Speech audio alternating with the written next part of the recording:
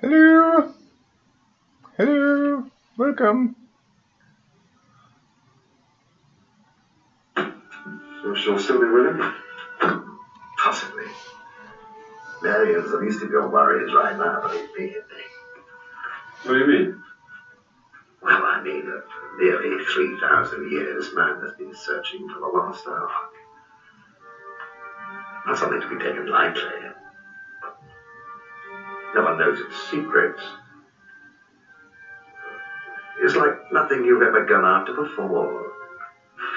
Oh, Marcus, what are you trying to do? Scare me? You sound like my mother. We've known each other for a long time. I don't believe in magic, a lot of superstitious hocus pocus. I'm going after a find of incredible historical significance. You're talking about the boogeyman. Besides, you know what a cautious fellow I am.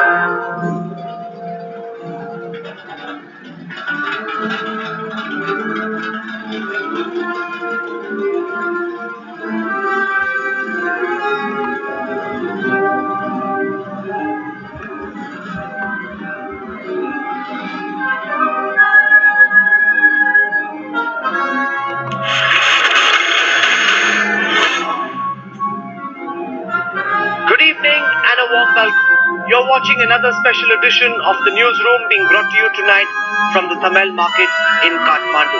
For the last 4 days, all the lights here have been completely out. The market's shut. Now, you can see the first signs of life springing back, heading towards normalcy here at Tamil. There's been a lot of focus over the past 100 hours on the problems of Kathmandu. So we want to start the newsroom tonight by taking you to Sindhupal Chowk, the worst affected area of Nepal, where 1,400 people have died at last count, and that toll is still rising. This is the one area that suffered the maximum number of fatalities in the Nepal earthquake. The situation there is quite desperate. Here is my ground report on the newsroom from the most fatal town in Nepal.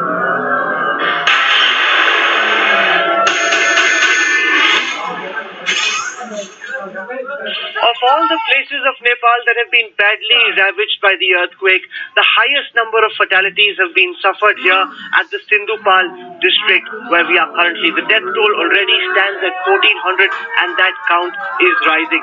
Behind me, one of the houses that have been devastated by the earthquake. On the walls outside, the owners of the house had lovingly put up the pictures of their children. Those pictures stay, but not much of the house remains.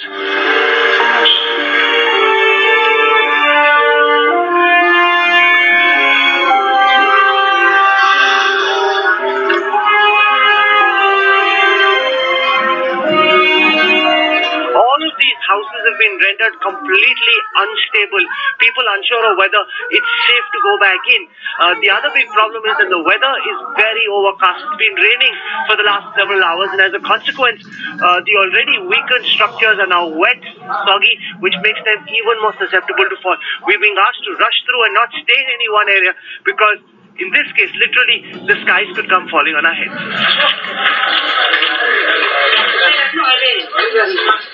Life had come to a complete standstill here at the Sindhupal Chowk for the past 4 days, but now people finally beginning to open their shutters, try and go back to their work.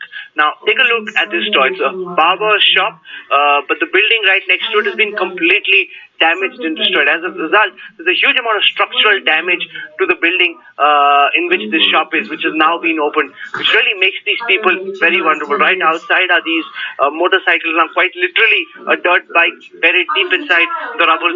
In front, a Maruti 800 car, again smashed to smithereens. Now, these people are here, they're immobile, unable to get around, they don't have water, and the buildings in which they are in right now have suffered a huge amount of structural damage. On day 4, the Nepal army, helped by the Indian Air Force, was able to airdrop essential supplies to Sindhupal Chowk. But for the residents, this is too little, too late.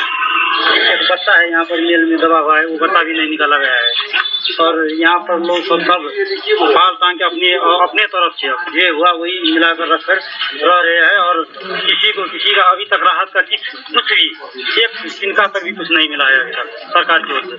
कुछ इतना हो गया लेकिन कुछ आदमी यहाँ जो है हेल्प नहीं कर रहा है हम लोग को। स्थिति बहुत गंभीर है और सुनते हैं उधर गाड़ी इंडिया सरकार से गाड़ी सब संचालन होगा लेकिन नेपाल सरकार अभी तक जो है जो कुछ नहीं किया है। हमारा भाई गुम्बा का अभी जो पांगरपुर में टीचर है और बुआरी भी टीचर है। 4 दिन हुए कोई पता नहीं, कोई बातचीत नहीं हुई आपकी हमसे, कुछ नहीं बातचीत। International aid agencies too have started reaching Sindhupal Chowk. A team of experts from the UK told Headlines today that more than 70% of the buildings in the area have been devastated. Our assessment is 70 to 80% of houses are damaged in this area. Now, there are several people who are standing around wondering whether it's safe for them to go back into their houses. As an expert, what do you think? I'm not an expert in construction, so it is very hard to make a judgment. There could be another earthquake. Any buildings that are damaged might fall down. Oxfam too has sent a team of experts to help assess the civic infrastructure of the town. Oxfam officials fear the possibility of a mass epidemic. We went to some of the nearby villages and we found that there is no relief so far reached from the government or any other agencies. There is immediate need of tarpaulin for the temporary shelter because it rained heavily last night and people were in the open sky. There is the need of water, safe drinking water, because all the water infrastructure has been damaged, all the pipeline has been damaged. Somehow people are managing food, but this will last only for 2-3 days.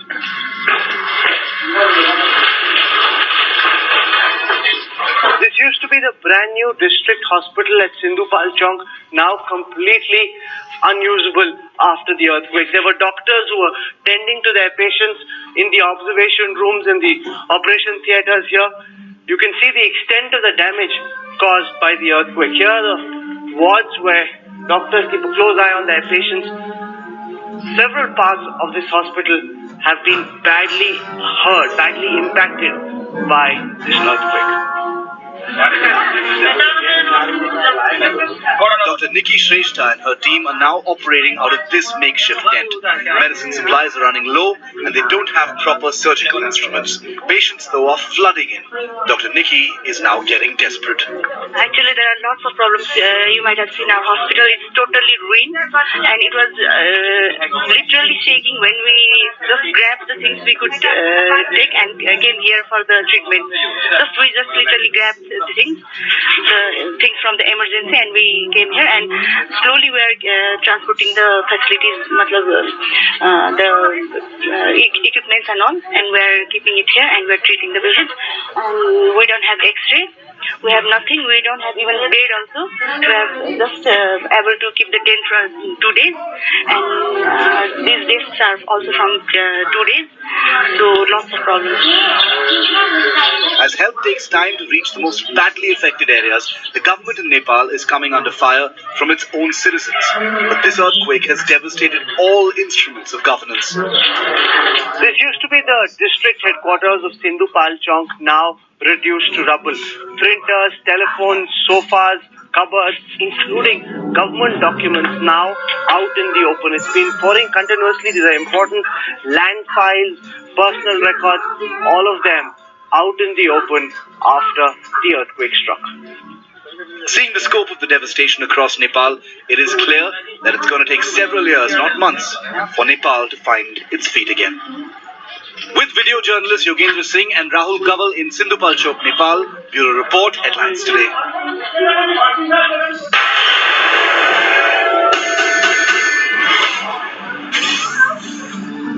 If you're watching this broadcast and you can help arrange for medicines or doctors, that's an effort you really must make. Nepal needs everyone's help.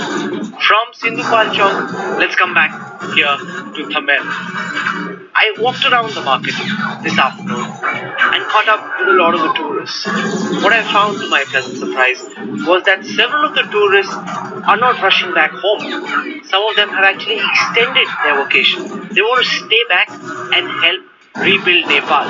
What was earlier planned as a trekking expedition has now turned into a humanitarian mission.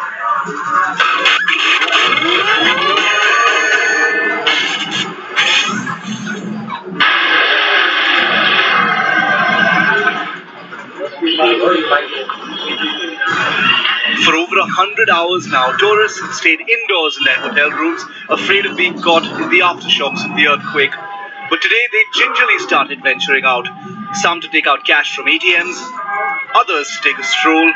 They may have been scared till now, but they're now determined to stay on and help Nepal. No, we're planning to stay.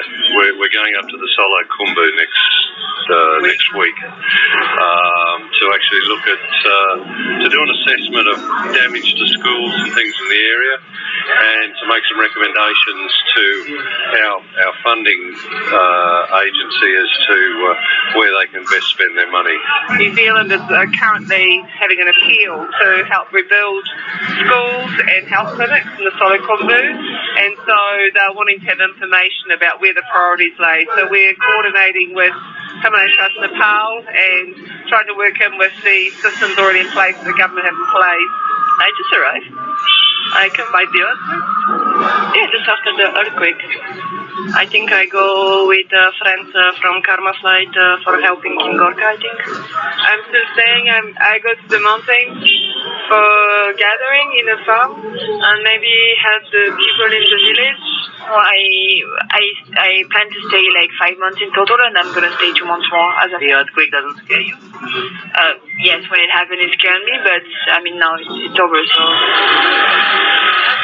Many foreign nationals have made Kathmandu their home. They're now appealing to tourists not to get scared by the catastrophe on Sunday, since things have started returning to normal. No, I'm staying. I'm not leaving. And what do you hope to do? Well, I live here. I'm a principal at a school, and so I'm waiting for school to reopen so I can go back to work. And does the earthquake and the aftershocks not scare you? No? I had a flight on Saturday to go back to the States, but I'm planning to stay an extra month to help relief efforts. For shop owners in Nepal, the earthquake struck at the worst possible time of year, bang in the middle of the peak tourist season. For them, it's going to be a long walk to normalcy. Yeah, the business is really going down. I think it will recover very soon, but now, it's not really good. Yeah. The entire tourism season has been impacted by this earthquake. Yeah, really, the many tourists have already gone back to their home, and many people are trying to go because I have listened, that many tourists, they are trying to buy ticket and they are not getting the ticket. So I think it is making the huge impact in our business. सब tourist चले गए, अब कुछ भी नहीं रहा, महीनों लगेंगे. पहले तो सभी अभी जो था सब बंद हो गया है, क्योंकि रूम्स में पानी नहीं था, उसके लिए होटल बंद करना पड़ा, क्योंकि उतने में सब कुछ क्या होता है, जबकि पानी नहीं है तो कुछ भी नहीं है. उसके बाद थोड़ा सा डैमेज हुआ है होटल में, थोड़ा सा कंस्ट्रक्शन वो भी बाकी है, रूम्स में थोड़ा सा डैमेज हुआ है.